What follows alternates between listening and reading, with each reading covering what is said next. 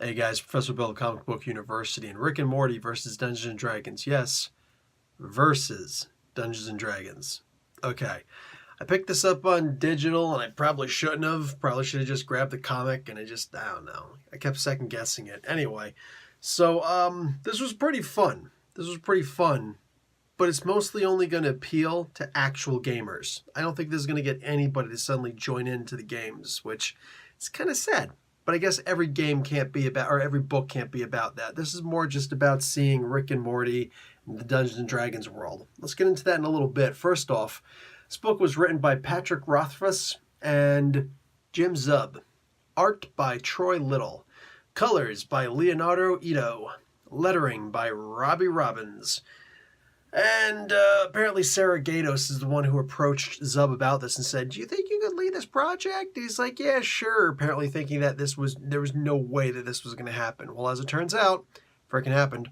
So anyway, Rick is basically just trying to get with chicks, and he figures that Dungeons and Dragons is the best way to do it. I can assure you, it was my ability to cross genres that allowed me to live in both worlds. But no, D&D is not going to get you. I just want you to think about how silly that is. Okay, we're going to chill out in our parents' basements and we're going to call out to girls from the basement doors and be like, "Hey, you want to come into our basements and play in the dark?" And there's no way. There's no way. No girls can be like, "Okay," and it's not going to happen. So anyway, there's a lot in here. I like the idea that the red box was shown a couple of times. That actually made me really happy to see that. There's a whole bunch of really cool nostalgic items that happen in here. Rick tries to grab the first edition Dungeons and Dragons book, and it actually looks like the first edition's Dungeons and Dragons book, which is sick. When you see the monsters manual. The second edition was shown also. Excuse me, second advanced edition. So this was my favorite edition, but unfortunately, even though it was showed, there was no mention of Thaco whatsoever. So to hit Armored Class 0, nope, no Thaco.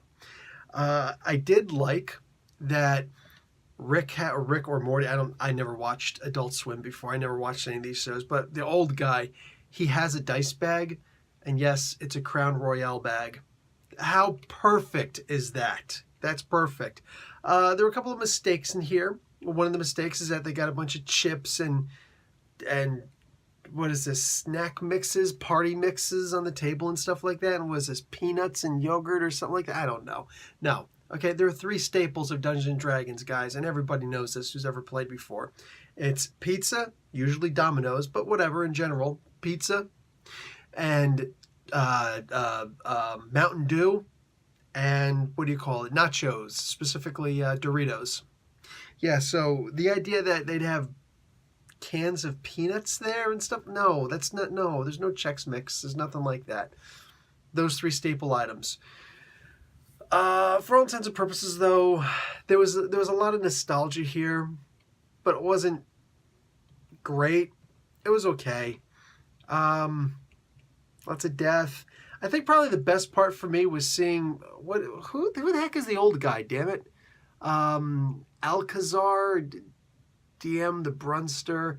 I forget the old guy. All right, the old guy. He's playing a wizard, and they just show his character sheet. And of course, it's off the charts, insane. Everything is 18. He's got a dump stat of charisma of 50. He's got read, write all languages. It's crazy. I love they've got Kodo and Podo. That's the ferret familiars for this character. Two familiars. Interesting. I didn't know the spell worked like that. But Kodo and Podo, if you remember, are actually the hamsters that Gar used in Beastmaster. It was Eric Singer. Wow. That is funny. That's funny. I like that. Fancy wizard's boots, sturdy, waterproof. They're supposed to be like boots of forest kind or something like that. Anyway,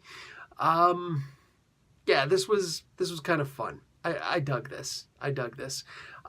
Everything's about as silly gets. There's one cover that I'm actually interested in that I might consider getting. It's a painted one by Sarah Richard, where the old guy is about to be, and he looks like a Super Saiyan here, but he's about to be eaten by a mind flare, by Nalithid. I don't know. There were a couple of cool things in here, and it was very nostalgic for me. But for the most part, I didn't see it as being overwhelmingly, wow, bang, boom. Maybe if I don't know how people feel about the Rick and Morty comic book, and I think that's actually what was mostly holding me back, is that a lot of the focus was obviously on Rick and Morty. But I know the D&D aspect, not the Rick and Morty aspect. So if you really like the Rick and Morty stories, you might love this. For me, I just looked at it as, why are these two people acting like this? So definitely not the best judge of character for that half of this comic book. Anyway, guys, Professor Bill, Comic Book University, class dismissed.